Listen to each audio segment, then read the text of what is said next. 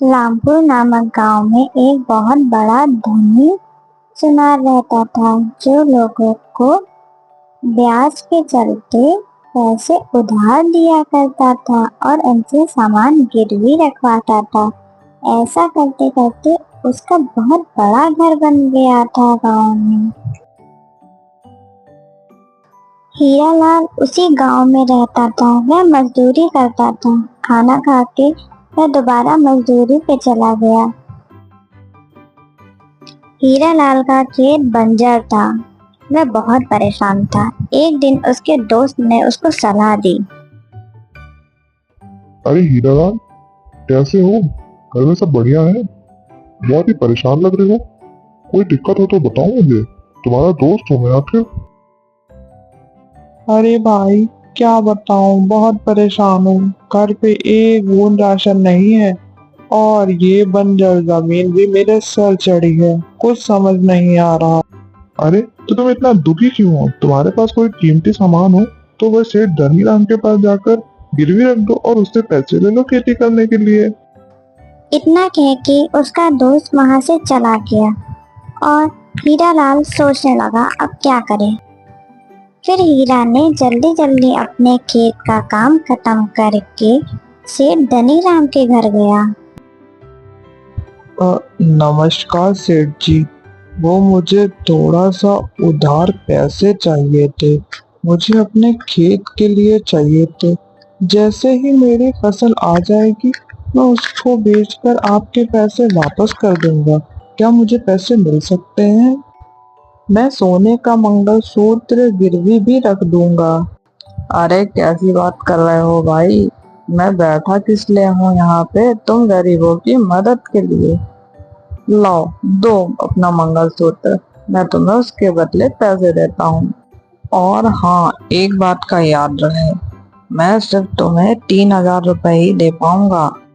सुनार मंगलसूत्र देखकर बोला, अरे ये तो 1,000 रुपए का है। मैंने तो फिर भी तुम्हें 3,000 रुपए दिए हैं इसके बदले। चलो ले जाओ, तुम भी क्या याद करोगे। और हाँ, जल्दी ही वापस करना। हीरालाल सुनार की बात मान गया और उसे धन्यवाद कहकर वापस अपने घर की ओर फसल काटने चला गया। कुछ दिनों बाद उसने अपने खेतों में कड़ी मेहनत करी और उन पैसों से अधिक बीज लगाए और कुछ दिनों बाद उसे अच्छी फसल हुई, जिसे बेचकर वह बहुत खुश था और उसने बहुत पैसे कमाए। दोनों पति पत्नी बहुत खुश थे क्योंकि उनके घर नई खुशियां आई थी। तभी हीरालाल अपनी पत्नी से कहता है कि वह जा रहा है वो मंगलसूत्र उस सुनार से लेने और उसे पैसे वापस करने।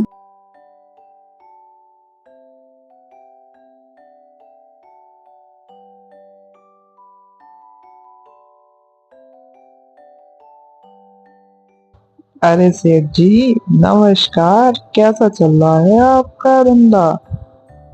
ठीक तो है आप? हाँ हाँ, सब बढ़िया। तुम्हें देख के लगता है शायद तुम मेरे पैसे वापस करने आए हो, क्यों?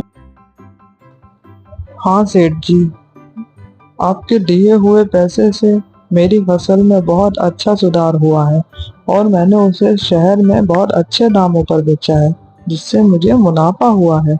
अब मैं अपना मंगलसूत्र लेने आया हूँ और आपके पैसे वापस करने आया हूँ। हाँ हाँ, चलो, अच्छा है तुम्हारा भी जीवन सुधर गया। आखिर मैं यही चिंता में था कि तुम्हारा मंगलसूत्र कहीं यहीं ना रह जाए। वैसे बैठो, मैं लाता हूँ तुम्हारा मंगलसूत्र। सुनार अपनी अलमारी से वह मंगलसूत्र निकालकर उसे देता है। सेठ जी, ये मेरी पत्नी का मंगलसूत्र नहीं है, ये नकली है। ये किसी और का है शायद। मेरी पत्नी के मंगलसूत्र के पीछे मेरे पिताजी का नाम लिखा हुआ था और इसके पीछे नहीं लिखा है। जरा आप ध्यान से देखिए। अरे, अब तुम ये क्या बात कर रहे हो? तुम्हें क्या लगता है मैंने ये मंगलसूत्र बदल दिया? मैं चोर हूँ? ये बात तुम्हें पहले बतानी चाहिए थी कि तुम्हारे मंगलसूत्र के पीछे तुम्हारे पिताजी का नाम लिखा है। देखो, जो तुमने मुझे दिया मैंने तुम्हें वापस किया। अब तुम जानो और तुम्हारा काम जाने। आज तक किसी ने मेरे ऊपर ऐसा इल्जाम नहीं लगाया। तुम पहले इंसान हो ऐसे। अरे ऐसी बात नहीं है सेठ जी, मैं तो आपके पैसे वापस ही करने आया था, लेकिन वह मेरी पत्नी का मंगलसूत्र है, वो तो मुझे दे दीजिए। एक बार आप देख तो लीजिए, शायद हो आपके पास। अरे भाई, अजीब बेगैरत इंसान हो तुम। कैसे पीछे पड़ गए हो मेरे, जैसे कि मैं चोर। एक तो मैं मदद करूं, ऊपर से मुझे ही झूठ बताओ। वह उदास होके वो मंगलसूत्र लेके वापस जाने लगा। जंगल में चलते चलते उसे उसका दोस्त रास्ते में मिला और उसने उसको वहाँ की सारी बातें बताई। जंगल में चलते चलते उसे उसका दोस्त रास्ते में मिला और उसने उसको वहाँ की सारी बातें बताई। उसने अपने दोस्त को वह मंगलसूत्र भी दिखाया। अरे भाई, तुम परेशान मत हो। तुम गांव के सरपंच जी के पास जाकर ये बात बताओ, वह जरूर तुम्हारा फैसला करेंगे। मुझे कुछ समझ नहीं आ रहा है, मैं क्या करूं? और घर जाकर अपनी पत्नी को मैं क्या बताऊंगा कि उसका मंगलसूत्र मैं नहीं वापस ला पाया? अरे दोस्त, दिल छोटा मत करो। तुम सरपंच जी के पास जाओ और परेशान मत हो, वह जरूर तुम्हारी बात सुनेंगे। हरी अपने दोस्त की बात सुनकर धीरे धीरे सरपंच जी के घर की ओर चलने लगा और उनके पास पहुंचकर उसने सारी आबीती उन्हें बताई।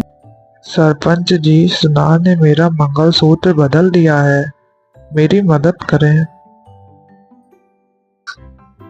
क्या सबूत है तुम्हारे पास कि यह मंगलसूत्र तुम्हारा ही है? अगर तुम्हारे पास कोई सबूत है तो तुम दिखाओ मुझे।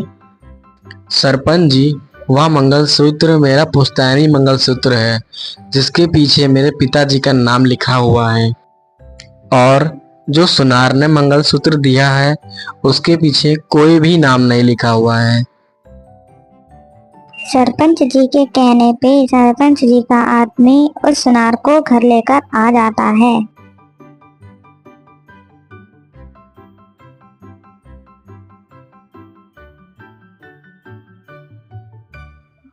बोलो सेठ, क्या तुमने हरी का मंगलसूत्र बदल दिया है?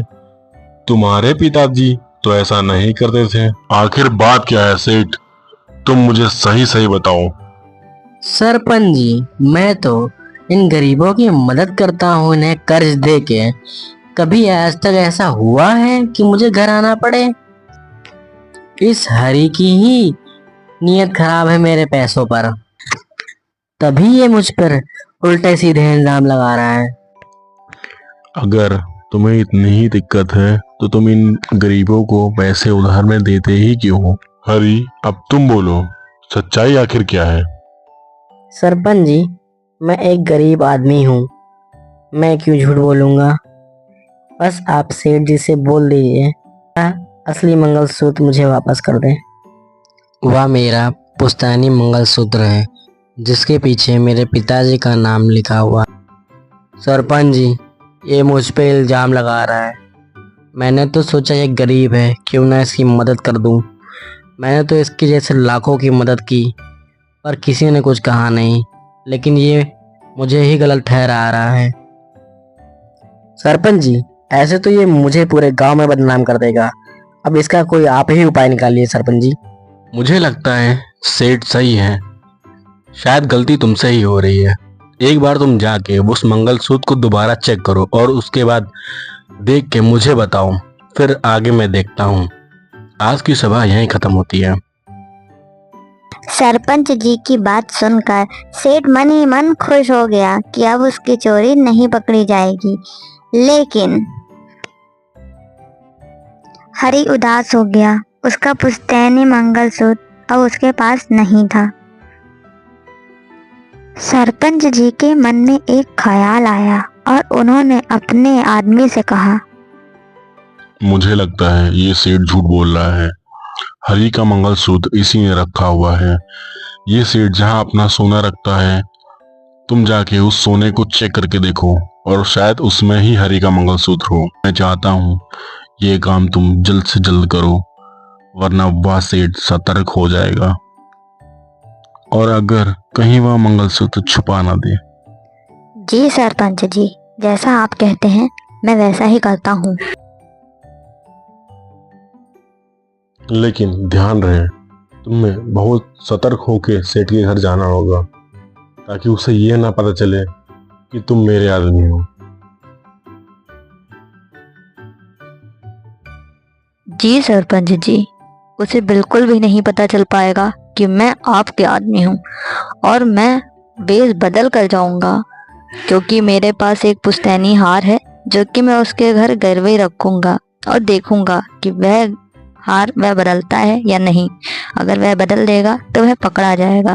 अगले ही दिन सरपंच का आदमी भेष बदलकर सेठ के घर गया। उस सेठ जी, मुझे कुछ पैसे उधार चाहिए, क्या वो मुझे मिल सकते हैं आपसे? और मेरे पास एक पुश्तैनी हार है जो आपके पास गिरवी रख दूंगा। वैसे मैं तो किसी को उधार देता नहीं हूँ, लेकिन तुम मुझे थोड़ा ठीक इंसान लग रहे हो। ठीक है, ले लो फिर। और हाँ, पर एक बात याद रहे, जिस हार की तुम बात कर रहे थे, उस हार को तुम्हें मेरे पास गिरवी रखना होगा। हाँ हाँ, क्यों नहीं सेठ जी, जैसे ही मेरे पास पैसे आ जाएंगे मैं आपके पैसे लौटा दूंगा और अपना हार भी ले लूंगा आपसे। सेठ उसे पैसे दे देता है और वह वो पैसे लेकर चला जाता है। कुछ दिन बाद वह सेठ के घर वापस आता है, वह पैसे लौटाने और अपना हीरो का हार ले। सेठ जी, ये लीजिए अपने पैसे और मेरा हार मुझे वापस कर दीजिए। सेठ जब उसका हीरो का हार निकाल रहा होता है, तब वह व्यक्ति देखता है कि हरी का मंगलसूत्र असली वाला उसके ही टोकरे में पड़ा है, और वह जाकर सबको ये बात बता देता है। फिर सरपंच जी उसको भरे गांव में बीच बाजार में बुलाकर उसको गांव से बेदखल कर देते हैं और हमेशा हमेशा के लिए निकाल देते हैं। सरपंच जी ने हरी को इंसाफ दिलाया, इसीलिए कहते हैं हमेशा सच का साथ देना चाहिए, ना कि झूठ का। आज की कहानी यहीं तक। फ्रेंड्स, अगर आपको मेरी स्टोरीज अच्छी लगती हैं तो हमें सब्सक्राइब करें और नई वीडियो के लिए बेल आइकन जरूर क्लिक करें। Thank you.